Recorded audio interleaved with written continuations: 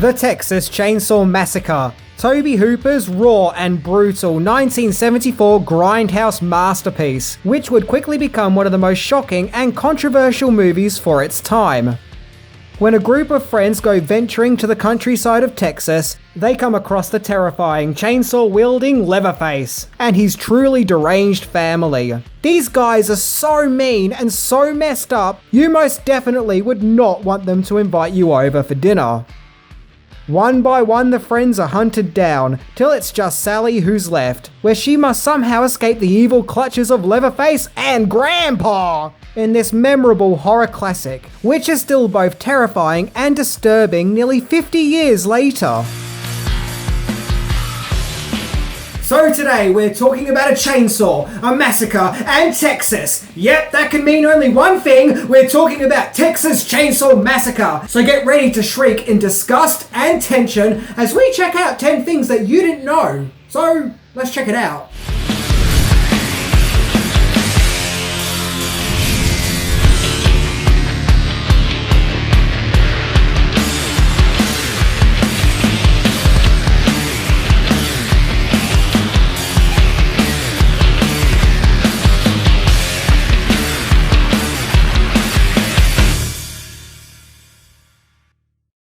Number 10. It all started with some Christmas shopping. So this shocking and brutal tale about 5 friends coming face to face with a brutal family in the sweltering hot dry countryside of Texas started in the most unlikeliest of places. A department store. Yep, it was Christmas time 1972, when aspiring young filmmaker Tobe Hooper visited a department store to do some Christmas shopping. However, despite it being the festive season, the trip was anything but joyful, thanks to a herd of Christmas shoppers whom were making the store extra crowded and difficult to walk around in. This unfestive Christmas rush left the young Hooper annoyed and probably unable to move, where he zoned out and focused on a rack of chainsaws at the store, where Hooper jokingly thought to himself, it would be so much easier to get through this crowd if he just hacked through them with one of the chainsaws, where the spark went off in his head for Texas Chainsaw Massacre. And after returning home with some Yuletide shopping and an idea for hacking people with chainsaws, Hooper sat down and gathered his thoughts, where it all came flooding in his head, including story concepts like the crazy hitchhiker, the idea of a group of friends being stranded and out of gas, along with the truly disturbing dinner scene. And from there, Hooper got to work on what would become one of the most shocking and controversial horror movies of all time. Number 9. Leatherface was originally a troll under a bridge. So as mentioned, Tobe Hooper was an aspiring filmmaker by the early 70s. In the 60s, he had become an assistant film director and documentary cameraman at the University of Texas. And in 1969, he made his first feature film, Eggshells, which proved that Hooper had a taste for surreal and experimental filmmaking. So naturally, Hooper was then working on his next feature film. But before the chainsaw element was added to the story, the movie that would become Texas Chainsaw Massacre started off as being about trolls who live under a bridge. It was a sort of modern retelling of Hansel and Gretel meets the true life story of Ed Gein. However, Leatherface was created when Hooper's friend, who was a doctor, told him that when he was a medical student, while working on a cadaver, he made a scary mask out of the cadaver's face. Ugh. Rather than being repulsed, another spark went off in Hooper's head, where he came up with Leatherface, an evil boogeyman who wears masks that are made out of people's skin, and has a different mask for each mood that he is in. And just like that, one of the horror genre's most feared bad guys was born. Number 8. Real-world issues was used to write the script.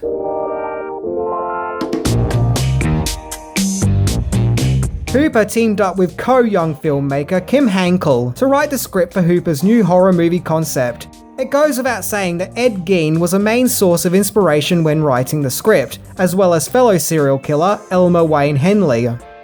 Hooper also took inspiration from real-life social and political issues of the time, such as the Watergate scandal and the Vietnam War, as he felt that these modern events represented, quote, a lack of sentimentality and the brutality of things, as well as the news in general showing brutal and gruesome news coverage. This new desensitized reaction to violence and upheaval in the real world made Hooper wonder if, quote, man was the real monster here, just wearing a different face. Hooper then added, so I put a literal mask on the monster in my film. So, in essence, all this violence and mistrust and lack of humanity that Hooper felt was happening in the real world at the time made him want to project all that into his movie. Number 7. The original title was cheesy. With the script now complete, Hooper and co-writer Kim Henkel formed the production company Vortex Inc., where they were then looking for investors. One of their friends got on board and created a company called MAB, whom contributed $60,000. In return, MAB owned 50% of the movie rights and profits. The Texas Film Commission also helped to get the movie financed. However, as the movie's production progressed, it became apparent that one thing had to change: the movie's title, which originally had the odd title of head cheese. Now, head cheese is a cold cut meat which sometimes comes in jelly form. But yeah, to me, someone who's never heard of this, head cheese sounds like it could be a slang term for earwax. So probably out of fear of confusing people, the movie was then retitled to Leatherface, named after the movie's main protagonist. It was just a week before filming that the head of the Texas Film Commission suggested the title of Texas Chainsaw Massacre, and the title stuck from there. It's a memorable title, and it stands out thanks to its blunt brutality, and the title no doubt would have generated a lot of discussion at the time. Number 6. The Search for Leatherface. The mostly young cast of actors in Texas Chainsaw Massacre were mainly unknowns. They were either friends with Hooper, or were actors who starred in stage shows or TV commercials. But without a doubt, one of the most important casting decisions of Texas Chainsaw Massacre was that of the movie's big bad, Leatherface. When Icelandic American graduate student Gumma Hansen found out about the movie, he offered his services to play the terrifying movie Boogeyman. But he was informed by a member of the production that the part of Leatherface had already been cast. Sorry about that. And, well, that was that. However, 2 weeks later, Gumma got another phone call from the same production member, informing him that the actor who was cast as Leatherface was drunk and barricaded himself in his hotel room and wouldn't come out, and that he also quit the part. So Gumma contacted Texas Chainsaw Massacre's art director Bob Burns and once again offered his services, where Gumma was told to come down and meet up with the production, and thanks to his large stature, Hooper cast Gumma on the spot. Gumma wasn't just the physical body of Leatherface though, he injected a lot into the part. He came up with the concept of Leatherface being mentally disabled and unable to talk, so to prepare himself for the role, he visited mental hospitals to observe the patients and their mannerisms, which got him in tune with his performance, as well as observing pigs, funny enough, so he can learn to squeal like them as we see in the film.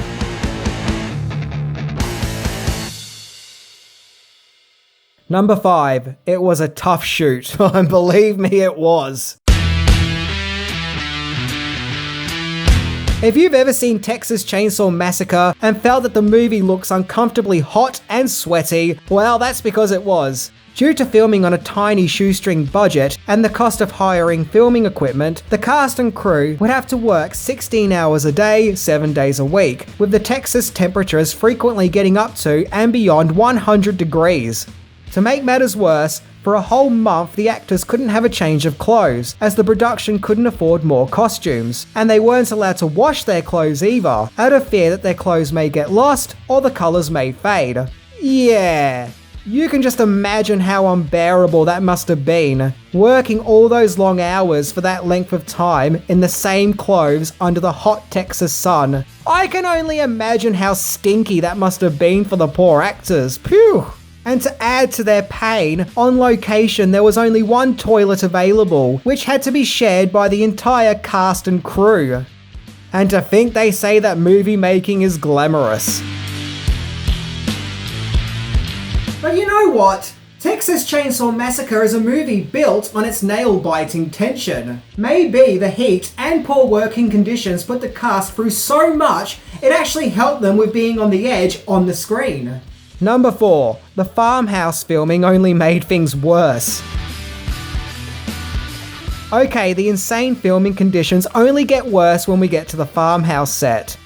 The farmhouse location was near Round Rock, Texas. The inside of the house had to look truly horrific, so to accomplish this, the crew would cover the walls of the house with animal blood that was acquired from a local slaughterhouse, and members of the crew would drive around the countryside, finding dead animals in various states of decomposition and bring them to the farmhouse and lay them on the floor and around the house to help get the ghoulish look required. What didn't help is the house had no ventilation, no air conditioning, and was very stuffy. So the stench of rotting animals and the heat made filming in the farmhouse damn near impossible.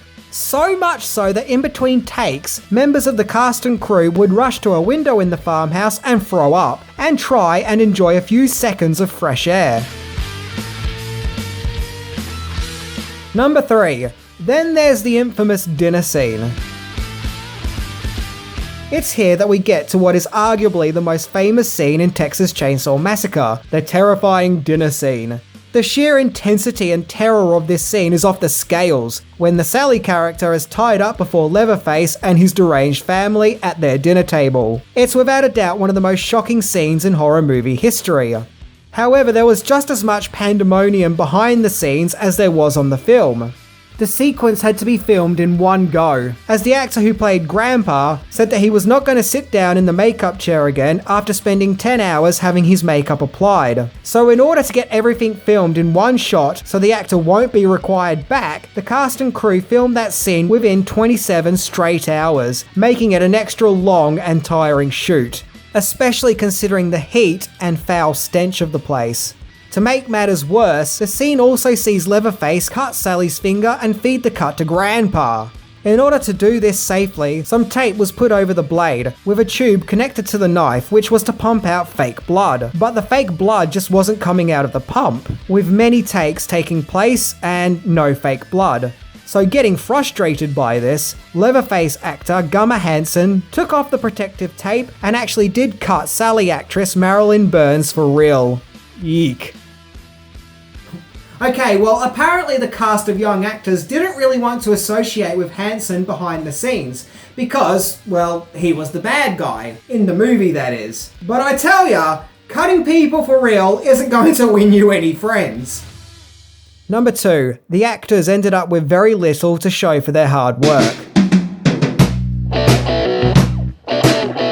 Okay, this is where we get into the legal mumbo-jumbo of events, so I'll try and explain it the best that I can. Texas Chainsaw Massacre went over budget, taking its budget somewhere between $80,000 to about $100,000. No one knows the exact number. The film needed a distributor, and a company called Bryanston Distributing agreed to release Texas Chainsaw Massacre. But there already was several investors attached to Texas Chainsaw Massacre, of which all had their own fees. And what doesn't help the issue is that supposedly after the movie's release, Bryanston understated how much the movie made in the box office, leaving only about $8,000 to share between the cast and crew for their efforts, which by today's money is about $42,000. And what doesn't help is the cast didn't have set salaries, but shares in Hooper's company Vortex, of which only owned half the film's rights. This of course led to lawsuits, and Bryanston went bankrupt. The cast and crew were naturally angry. Ed Neal, who played the hitchhiker, said that after 9 months of waiting for a paycheck, one finally did come in the amount of $28.48. It's a shame that despite all their hard work and literal blood, sweat and tears, the cast originally hardly got paid for their efforts. It is said that no one making this film escaped injury. At some stage, everyone got hurt. And Hooper further stated that everyone hated him by the end of production, and it took some people years to cool off, of which he referred to as, quote, a very interesting summer. Number 1. Banned. Believe it or not, but Tobe Hooper was hoping that Texas Chainsaw Massacre would get a PG rating, on the account that you don't actually see any blood or gore, with most of the movie's violence being implied, with the audience's imagination filling in the blanks. And if you think that sounds ridiculous, just keep in mind a year later Steven Spielberg fought and won to give Jaws a PG rating, which technically had more blood. But no, the MPAA gave Texas Chainsaw Massacre an X rating. The movie was eventually cut down to an R rating, although some theaters still showed the uncut version. So Texas Chainsaw Massacre was finally released in October 1974, but it still had many hurdles. There were reports of people walking out of screenings feeling sick and disgusted. It probably didn't help that the movie started with a false disclaimer that the events are real. Hence, people probably thought that what they were watching was real or based on something that was real. A similar tactic would go on to be used in the Blair Witch Project marketing 24 years later. But due to the audience's disgust, action was then taken. Local police told 2 theaters in Canada to stop screening Texas Chainsaw Massacre or face morality charges. The movie was flat out banned in the UK by the British Board Film Censors, as it had the word chainsaw in the movie's title, yeah, not kidding. And the ban wouldn't be lifted until 1998, also not kidding. They even refused to show it down here in Australia. The film kept getting cut down more and more, and the Aussies were like, nah mate, we're still not showing this movie here, not unless it features more Vegemite. Well, no, that last bit didn't happen, but Texas Chainsaw Massacre wasn't shown in Australia till 1984, 10 years after its initial release. The movie would also see bans, or at least temporary bans, in 10 other countries. So the powers that be were really terrified of this movie. Despite all this, Texas Chainsaw Massacre would go on to earn over $30 million at the box office, and has since been hailed as a masterpiece, and one of the most important and influential movies of all time. Finally, with the passing of time and the paranoia dying down, people could see Texas Chainsaw Massacre for the remarkable work of art that it is, and how on a minuscule budget, Tobe Hooper was really pushing the boundaries of cinema, in terms of content and how films are made. I would say it's one of the most celebrated horror movies of all time, but I feel more inclined to say that it's one of the most celebrated movies in general. So to conclude, why were the powers that be initially so terrified of Texas Chainsaw Massacre? Well, this is just a theory, but I think it goes back to Hooper wanting the movie to be a reflection on the turmoils of the real world at the time. Maybe with Texas Chainsaw Massacre, he held up a mirror, and when we looked into it, we saw a broken society, we saw violence, and we also saw a lack of empathy. Maybe we saw us. But you know what, that's just a guess. After all, I wasn't there. Don't let this bald head fool you, I'm not that old. So that was my look into Texas Chainsaw Massacre. Yeah, it's probably not for everyone, but if you like old school horror movies, especially ones that fall into the art house grindhouse genre, then this is the movie for you. Anyway, I'm Minty, and you know all those scenes with Leatherface running around with a chainsaw? Yeah, that wasn't a prop. That was a real running chainsaw. Man, the 70s were hardcore. See ya!